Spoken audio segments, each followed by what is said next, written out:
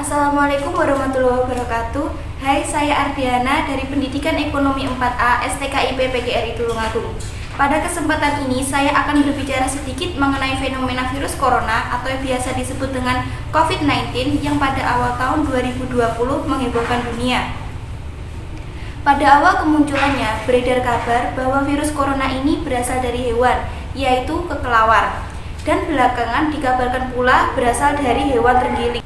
Namun tidak hanya itu, sempat pula beredar kabar bahwa virus satu ini merupakan buatan manusia. Kabar terakhir itu menjadi spekulasi yang menyedot perhatian masyarakat global termasuk Indonesia. Dua negara adidaya di dunia, yaitu Amerika Serikat dan Cina, sempat terlibat tuding-menuding karena asal-usul virus corona ini.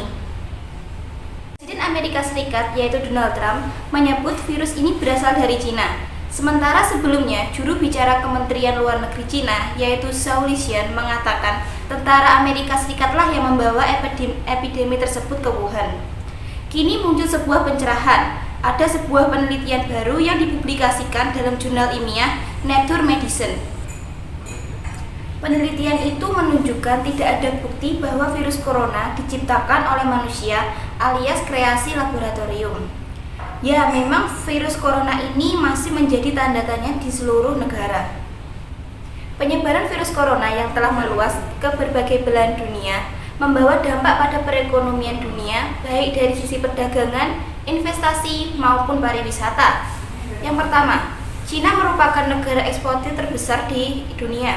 Indonesia sering melakukan kegiatan impor dari Cina, dan Cina merupakan salah satu mitra dagang terbesar Indonesia. Adanya virus corona yang terjadi di Cina menyebabkan perdagangan Cina memburuk.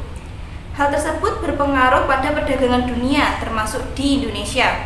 Penurunan permintaan bahan mentah dari Cina seperti batu bara dan kelapa sawit akan mengganggu sektor ekspor di Indonesia, yang dapat menyebabkan penurunan harga komoditas dan barang tambang. Yang kedua, penerimaan pajak sektor perdagangan juga mengalami penurunan. Padahal perdagangan memiliki kontribusi kedua terbesar terhadap penerimaan pajak. Berdasarkan data Badan Statistik Pusat atau BPS, ekspor migas dan non-migas mengalami penurunan yang disebabkan karena Cina merupakan importir minyak mentah terbesar. Selain itu, penyebaran virus corona juga mengakibatkan penurunan produksi di Cina, padahal Cina menjadi pusat produksi barang dunia. Apabila Cina mengalami penurunan produksi, maka global supply chain akan terganggu dan dapat mengganggu proses produksi yang membutuhkan bahan baku dari Cina. Indonesia juga sangat bergantung dengan bahan baku dari Cina, terutama bahan baku plastik, tekstil, elektronik, komputer, dan furnitur. Yang ketiga, virus corona juga berdampak pada investasi karena masyarakat akan lebih berhati-hati saat membeli barang atau berinvestasi. Virus corona juga mempengaruhi proyeksi pasar.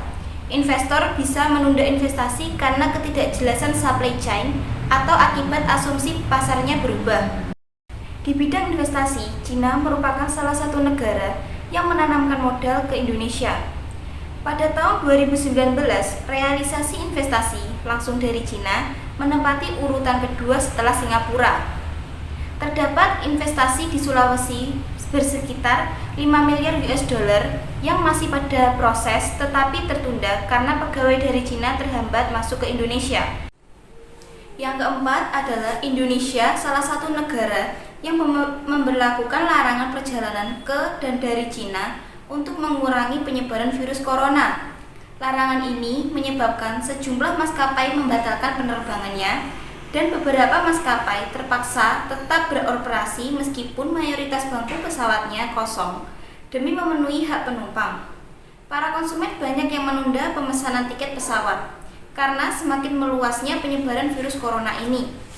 Keadaan ini menyebabkan pemerintah bertindak dengan memberikan diskon untuk para wisatawan dengan tujuan Denpasar, Batam, Bintan, Manado, Yogyakarta, Labuan Bajo, Belitung, Lombok, Danau Toba, dan Malang. Di Eropa juga memberlakukan aturan di mana maskapai penerbangan harus menggunakan sekitar 80% slot penerbangan yang beroperasi ke luar benua Eropa agar tidak kehilangan slot ke maskapai lainnya.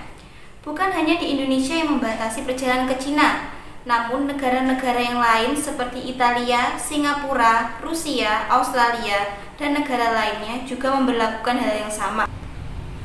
Virus corona ini tentunya sangat berdampak pada bisnis pengusaha, dan saya sebagai pemilik bisnis ada beberapa hal yang bisa Anda upayakan untuk menjaga keberlangsungan bisnis di tengah situasi ini dan memaksimalkan penjualan. Berikut antaranya adalah: yang pertama, memaksimalkan penjualan online.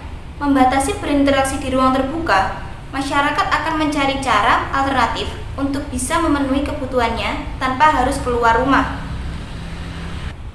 Di Cina, saat puncak infeksi COVID-19, belanja online menjadi pilihan. Sekarang, hal yang sama terjadi di Indonesia, terbukti dengan transaksi e-commerce di Indonesia yang meningkat. Oleh karena itu, Anda sebaiknya juga beralih fokus ke strategi di penjualan online. Setidaknya cara ini bisa menyelamatkan Anda dari kerugian-kerugian akibat turunnya penjualan di toko offline. Pastikan pelanggan Anda tahu bahwa Anda memiliki toko online dan mendorong mereka untuk menggunakannya. Gunakan fitur mass mailing untuk mengabarkan pelanggan dan mengukur apakah strategi ini membawa pengaruh terhadap perusahaan Anda. Jangan lupa juga untuk menyiapkan strategi untuk mengelola lonjakan penjualan online. Beberapa karyawan Anda mungkin akan mengajukan cuti sakit, dan itu sebabnya Anda harus mengantisipasi perubahan operasi penjualan mulai dari sekarang. Yang kedua, memberlakukan program promosi. Cara ini sepertinya sudah dilakukan para pebisnis dari banyak industri dalam menghadapi pandemi COVID-19, karena ini merupakan cara termudah untuk menstimulasi penjualan. Tetapi khususnya para retailer kini tidak main-main dalam memberlakukan diskon pembelanjaan online. Ada banyak jenis promosi yang bisa Anda tawarkan, seperti potongan harga, bebas ongkos kirim, perpanjangan durasi pembelian barang, dan masih banyak lagi. Jika Anda telah menggunakan teknologi seperti sistem membership, Anda bisa membuat program promosi yang lebih menarik dan disukai dengan preferensi atau riwayat belanja pelanggan. Karena pandemi ini belum pasti kapan berakhirnya, Anda mungkin harus menggunakan strategi program promosi ini lebih lama dan lebih gila. Jadi pastikan Anda bisa mengontrol margin penjualan setiap produk secara efektif.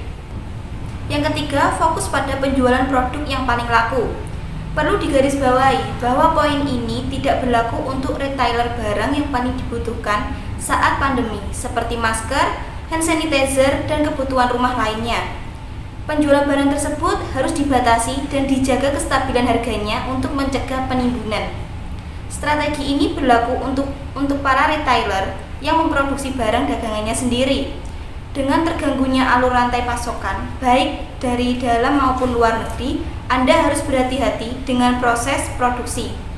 Agar tetap efektif, Anda bisa mengenjot produksi dan penjualan di barang-barang yang paling laku untuk menghemat biaya secara keseluruhan. Dengan demikian, kelangkaan atau kenaikan harga material bisa tertutupi dengan penjualan yang maksimal. Yang keempat, bernegosiasi dengan para supplier dan vendor. Seperti yang disebutkan poin di atas, pengusaha harus bergelut dengan stok barang yang menipis dan harga yang melangit. Sedikitnya tenaga kerja, sulitnya mengoptimalkan stok barang, dan prediksi inventaris yang tidak bisa diandalkan bisa memperparah penjualan Anda. Untuk mengatasinya, Anda sebaiknya mulai menyiapkan strategi sedini mungkin.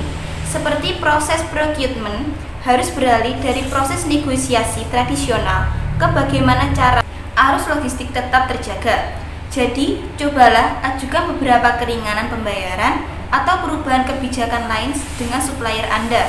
Bisa saya sampaikan, semoga virus COVID-19 ini cepat berakhir dan keadaan dunia bisa segera pulih sehingga bisa menjalankan aktivitas secara normal. Tetap jaga kesehatan kalian, patuhi aturan pemerintah yaitu beraktivitas di rumah saja sehingga dapat memutus rantai penyebaran COVID-19 ini.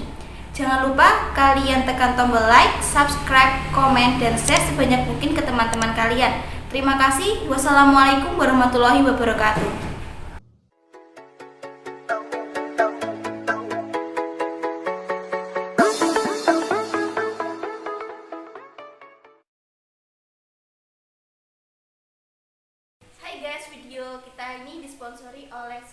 Reuni Nasional.